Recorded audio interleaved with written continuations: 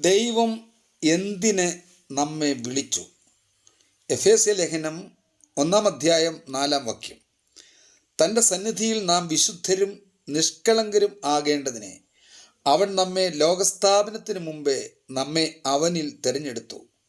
നമ്മുടെ അമ്മയുടെ ഉദരത്തിൽ നാം ഉരുവാകുന്നതിന് മുമ്പേ, ഈ ലോകം ദൈവം സൃഷ്ടിക്കും മുമ്പേ യേശു ക്രിസ്തുവിനായി നിലകൊള്ളുവാൻ ദൈവം നമ്മെ തിരഞ്ഞെടുത്തിരിക്കുന്നു.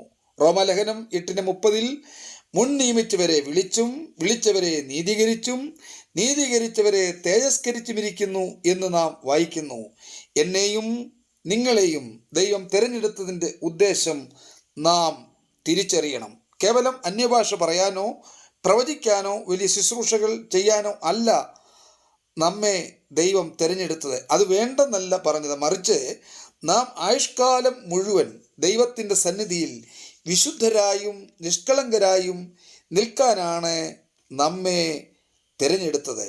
ദൈവം വിശുദ്ധനാണ്. അവനെപ്പോലെ നാം വിശുദ്ധരാകണം. എല്ലാ അശുദ്ധ സ്വഭാവങ്ങളും നാം ഉപേക്ഷിക്കണം. വിശുദ്ധരാകുവാൻ നാം പരിശ്രമിക്കണം. രണ്ടാമതായി, നാം നിഷ്കളങ്കരാവണം. ആരെപ്പോലെ?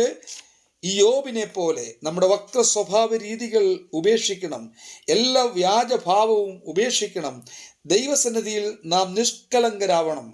ദൈവം നമ്മെ ശ്രദ്ധിക്കുന്നു എന്ന തിരിച്ചറിവ് നമുക്കുണ്ടാകണം.